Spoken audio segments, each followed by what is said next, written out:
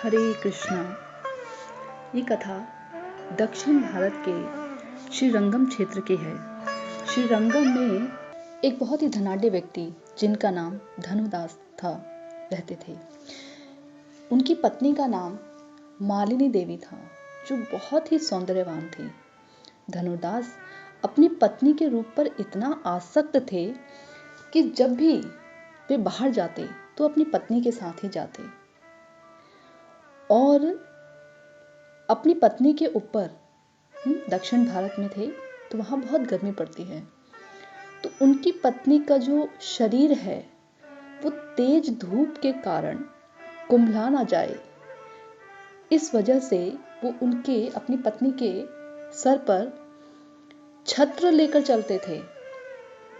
और चलते भी कैसे कि उनका जो मुख होता था धनुदास जी का, वो अपनी पत्नी की तरफ होता था। इस प्रकार से वो चला करते थे, तो आसपास के सभी लोग उनकी बड़ी हंसी उड़ाया करते थे। तो इस पर धनुदास कहते कि मेरी पत्नी इतनी रूपवती, गुणवती, शीलवती है, तो मैं आखिर अपनी पत्नी की सेवा क्यों ना करूं।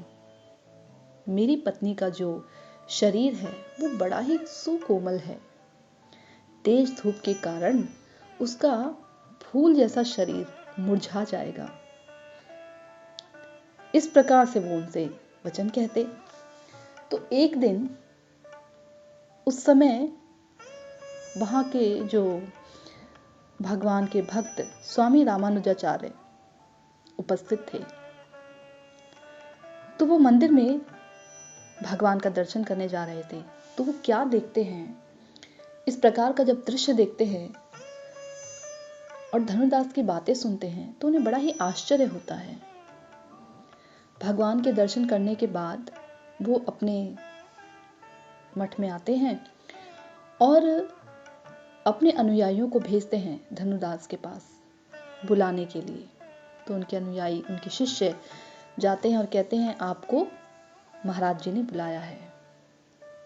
तो धनुदास बड़े डर जाते हैं, चिंतित हो जाते हैं कि मैंने तो ऐसा कोई सौभाग्यपूर्ण कार्य किया ही नहीं कि मुझे बुलाया जाए, या मैंने ऐसा क्या अपराध कर दिया कि वो मुझे स्वयं बुला रहे हैं।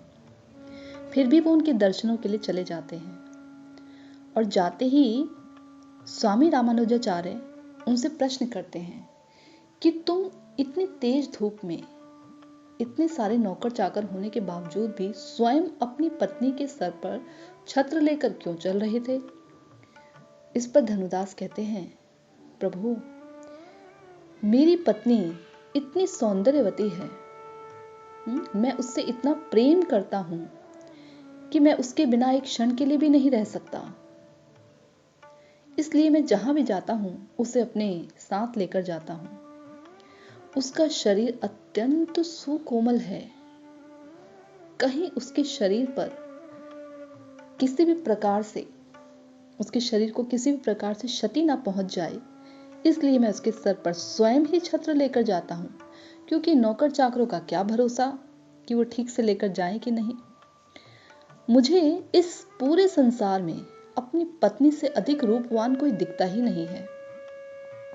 इस पर रामानुजाचार्य उन्हें कहते हैं कि यदि तुम्हें इस पूरे संसार में उससे भी अधिक कोई रूपवान दिख गया तब तुम क्या करोगे।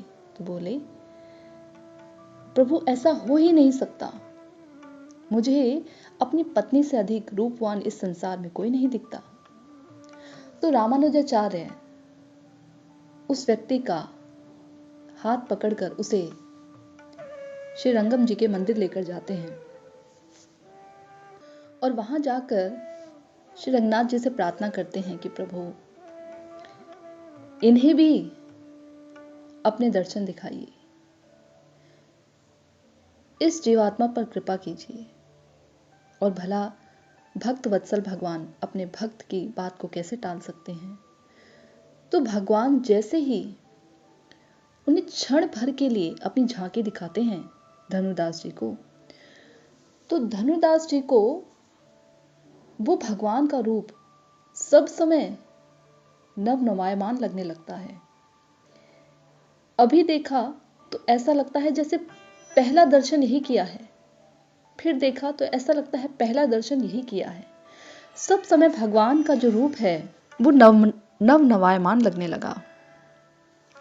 तो इसी पर मुझे एक बहुत ही सुंदर श्लोक याद आता है।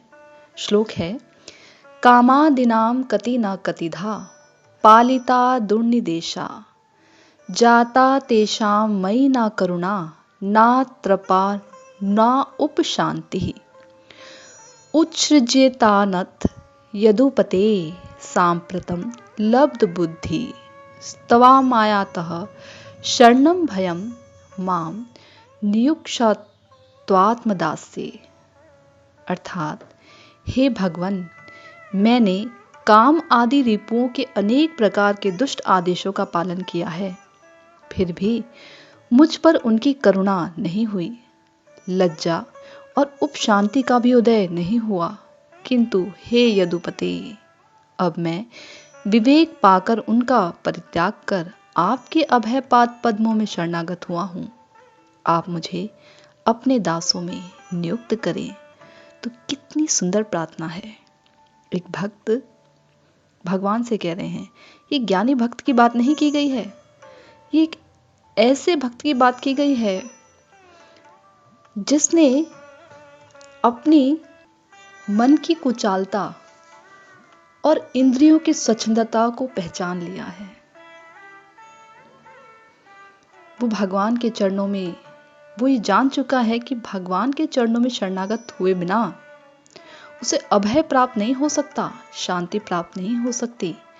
इसलिए वो कहते हैं कि प्रभु, मैंने काम आदि रिपु यानी शत्रु, काम, क्रोध, लोभ, ये जो षड प्रकार के शत्रु हैं, इन शत्रुओं ने ये कहीं बाहर के नहीं है, मेरे हृदय में, अंतर मन में रहने वाले हैं। इनके दुष्ट आदेशों का मैंने पूर्णतया पालन किया।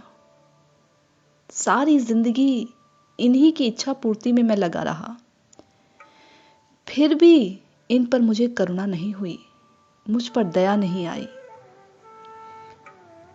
ना सिर्फ दया नहीं आई, बल्कि मेरे हृदय में इनके आदेशों का पालन करते हुए जो ये मुझे ऐसे दुष्ट आदेश देते थे जिसके कारण मेरा सारा जीवन समाप्त हो गया, मुझे लज्जा भी नहीं आई और किसी भी प्रकार की शांति प्राप्त नहीं हुई। आत्मा की शांति की तो बात दूर की रही, यहाँ तक कि मन की शांति भी मुझे प्राप्त नहीं हुई। हे यदुपते, अब मुझे विवेक मिल गया है। मुझे विवेक पाकर मैंने इन सभी के आदेशों का परित्याग कर दिया है और आपके अभय पाद पद्मों में शरणागत हुआ हूं, क्योंकि मैंने सुना है, भजहु रे मन श्री नंद नंदन अभय चरणार विंदरे, कि नंद नंदन के चरण कमल अभय प्रदाता हैं।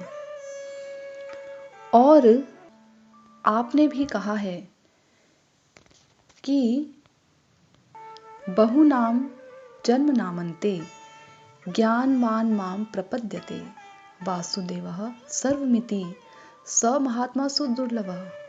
अनेक अनेक जन्मों के बाद, मृत्यु के बाद जो वास्तव में इस ज्ञान को प्राप्त कर पाता है कि सभी कारणों के एकमात्र कारण केवल आप हैं, तो ऐसा जानने के बाद वो आपकी शरण में आता है। ऐसे महात्मा बड़े ही दुर्लभ हैं। हे प्रभु, यही सब सोचकर मैं आपके चरणों में शरणागत हुआ हूँ। मैंने बहुत सी योनियों में भ्रमण किया है। बहु योनि भ्रमेनाथ लयिनु शरण, निज गुणे कृपा कर अधम तारण। अपने गुणों के द्वारा मैंने सुना है कि आप अत्यंत करुणामय हैं। इन शत्रुओं को तो, जो मेरे ये आंतरिक शत्रु हैं, इन्हें तो मुझ पर दया नहीं आई, लेकिन मैंने सुना है कि आप करुणा के सिंधु हैं, दया के सागर हैं। हे नाथ, अब मैं आपके चरण कमलों की शरण ग्रहण करता हूँ और मुझे अपने दासों की श्रेणी में जानकर आप मुझे अपनी सेवा में नियुक्त करें। हरे कृष्णा।